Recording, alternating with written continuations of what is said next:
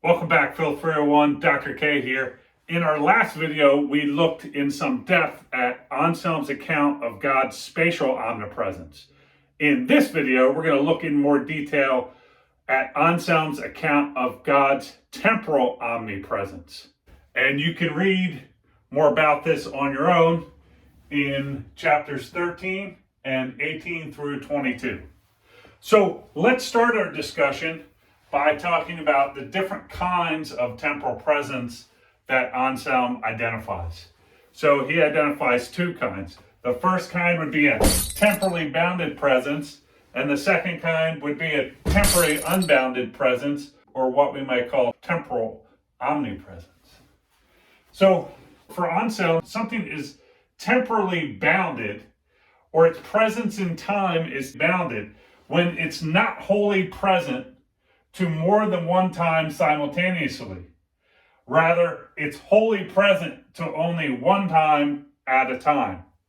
Anselm ascribes this manner of presence to created spirits or souls and to physical objects. So if we want to represent this with a drawing or a diagram, we can think about this box here, this different set of boxes is representing time and the different moments or parts of time. So time 1, time 2, time 3, time 4, time 5, time 6, and so on. So objects like created spirits or souls and physical objects, they're only wholly present to one time at a time. Right? So that's why let's assume that this is the current moment. As a whole, they only exist at this current moment. So we have here S to represent a created spirit or soul, and P to represent a physical object. Right? They can't, as a whole, be both, say S1, let's call that soul 1, can't both be here and here at once. That's not possible, right? As a whole, it can only be in one time at a time.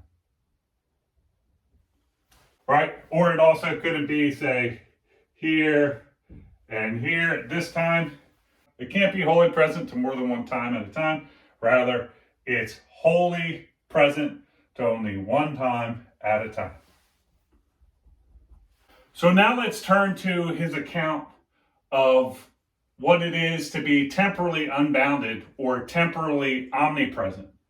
So to be temporally unbounded or temporally omnipresent is to be wholly present to all time or times simultaneously. And Anselm takes this to be the manner in which God is present to time.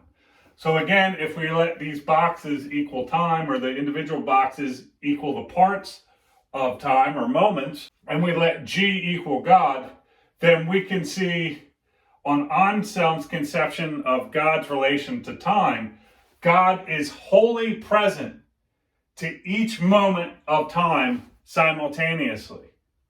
So he's wholly here, he's wholly here, he's wholly here, he's wholly here, etc., all at once.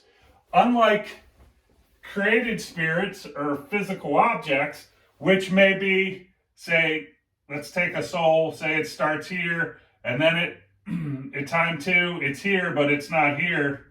And at time 3, it's here, and it's not here or any other spot. And at time 4, it's here, and it's not at any other spot as a whole. So unlike created objects, God as a whole is in each time at once. Wow! He doesn't move through time as souls or created spirits and physical objects do. As a whole, simultaneously, he is in every time. Right? So again, if we think of this as the current moment to us, that's the only place where we are as a whole. Whereas with God, all moments are current. All moments are present to him simultaneously. Right? As a whole, he is everywhere. He's wholly present to every time that there is. So if this was the present to us, the rest up here would be the future. to us, right? So this is the present to us. Up here would be the future.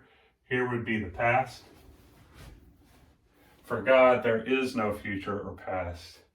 He is present to everything simultaneously. There's nothing that he's not present to yet. There's nothing that's future to him, and there's nothing that's past to him. He, as a whole, is present to all times simultaneously. Now, why does Anselm take God to be temporally omnipresent?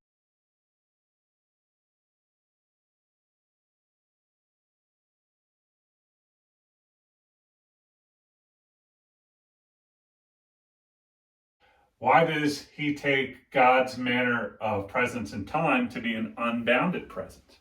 Well, again, we can think back to greatest conceivable being theology. And I'm asking you right now, which of the two kinds of temporal presence that are possible is the greater one? What would it be greater? To be only able to be in one time at a time and not to be as a whole in different times simultaneously?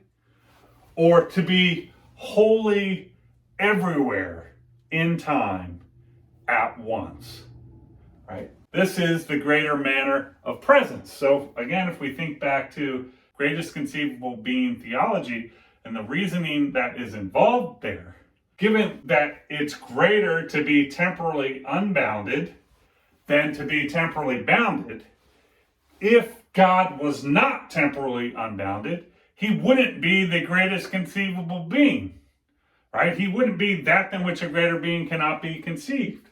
But by definition, God is the greatest conceivable being, or God is that than which a greater being cannot be conceived. Thus, his presence in time must be a unbounded presence. That's to say, he must be temporally omnipresent.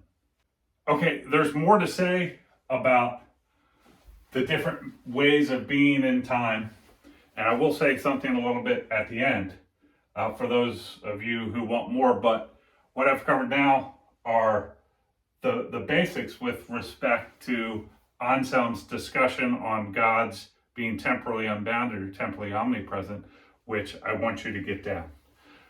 So if you're looking for more, then stay tuned. If not, in this video, we covered Augustine's account of the different kinds of presence. And in particularly, we looked at what he means when he says God is temporally unbounded or temporally omnipresent. In the next video, we're going to look at Anselm's account of God's simplicity. Anselm takes God to be absolutely one without parts. We're going to look further into what he means by that in the next video. So I'll see you in the next video.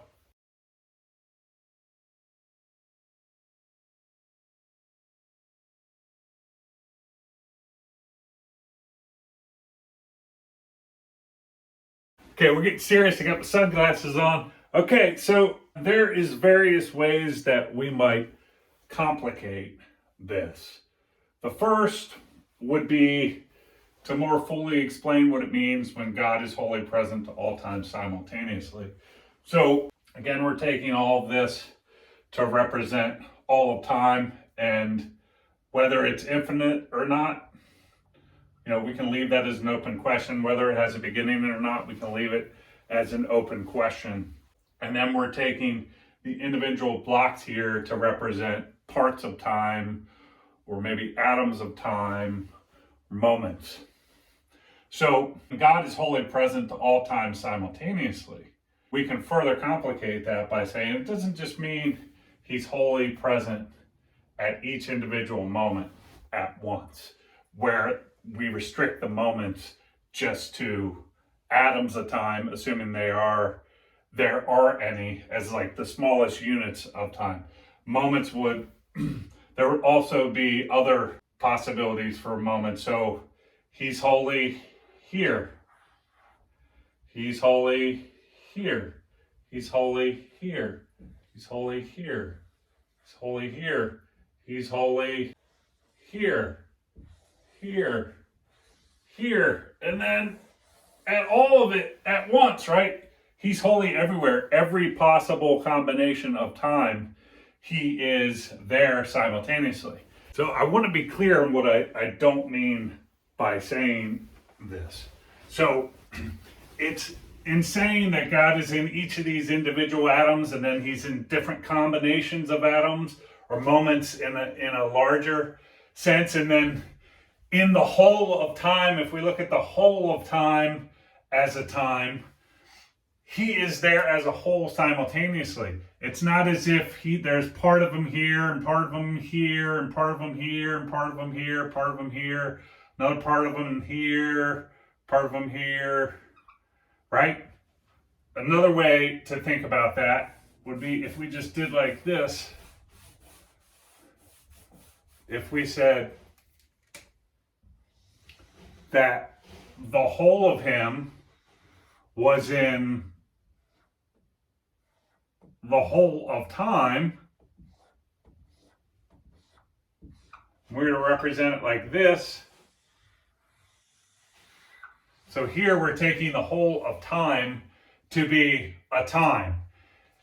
What I'm not saying is that it's like, say this is a part of God, and then this and this are another part, and then this here is another part, and this is another part, and this is another part, and this is another part, this is another part, this is another part, and this is another part, and so on. And so the whole of God is here, and the parts of him are spread out in time. In the same way, when I reference Augustine, when we were talking about Anselm's view of space, Augustine says God is holy everywhere in space, but it's not as if he's a mist diffused throughout and he has parts of it in different parts. In saying that God, if we look at the whole of time as itself of time, and saying God is holy there too, as well in all the different atoms of times and the times that are composed of different combination of atoms of times, he's in all those places at once as a whole.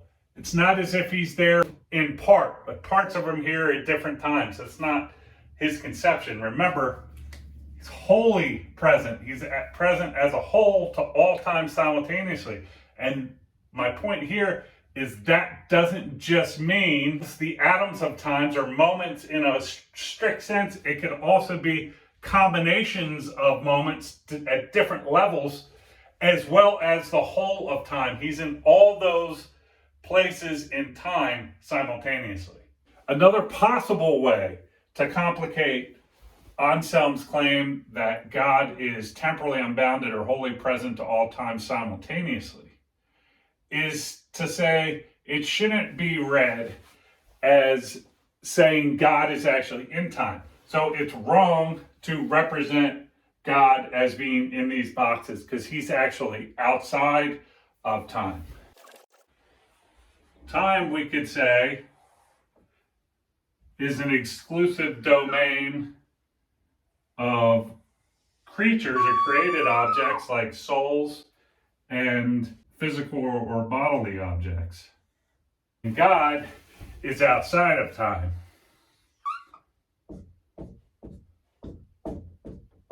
So when Anselm says God is temporally omnipresent or temporally unbounded or wholly present to all time simultaneously, what that means is God as a whole causes all times simultaneously, but he himself is not in time.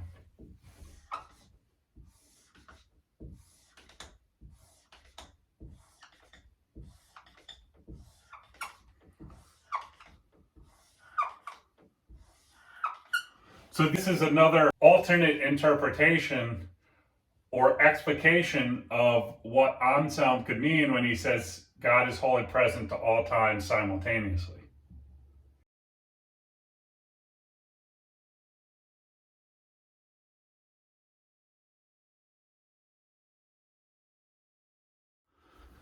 Now, another way we can complicate and go deeper into Anselm's account of temporal presence concerns temporally bounded objects and what he thinks about them.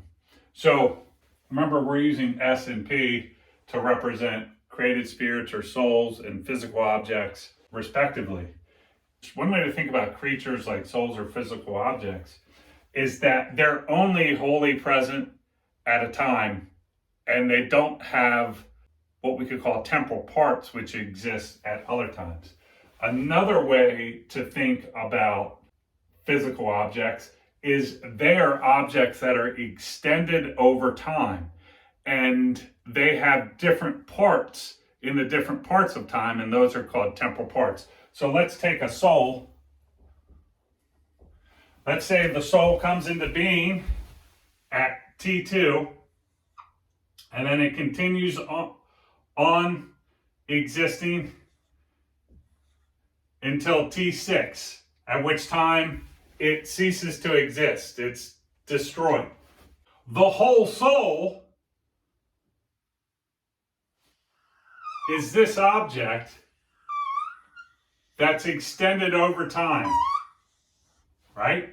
So the soul, the whole soul, is this object that is extended over time. And these different S's represent different parts of that object that is the soul over time.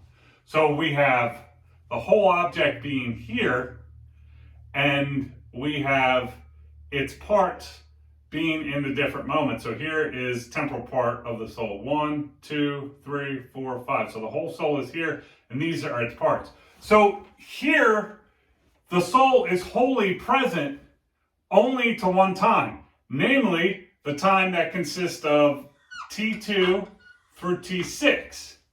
Yet it has different parts, S1, 2, 3, 4, 5, in different times. Time 2, 3, 4, 5, 6, respectively. So when Anselm says that souls and physical objects are temporally bounded, means they're not wholly present to more than one time simultaneously. Rather, they're wholly present only to one time at a time. It doesn't necessarily mean that as a whole, they only exist in one of the moments at a time. It could be that they exist as a whole across several moments of time, and then they have different parts in different moments of time. Right? So, and you could say the same thing about a physical object. They're not wholly present to more than one time simultaneously, but we don't have to think about a time as simply a moment. We could think of a time as a collection of moments. And the whole physical object would be the object that spans that set of moments from its beginning to its end, and then the object at any one of the particular atomic moments would have temporal parts in each of those places, right? Again, that's another more in-depth way to cash out or capture what Anselm may mean when he says that physical objects and created spirits or souls are temporally bounded. Dr. K out.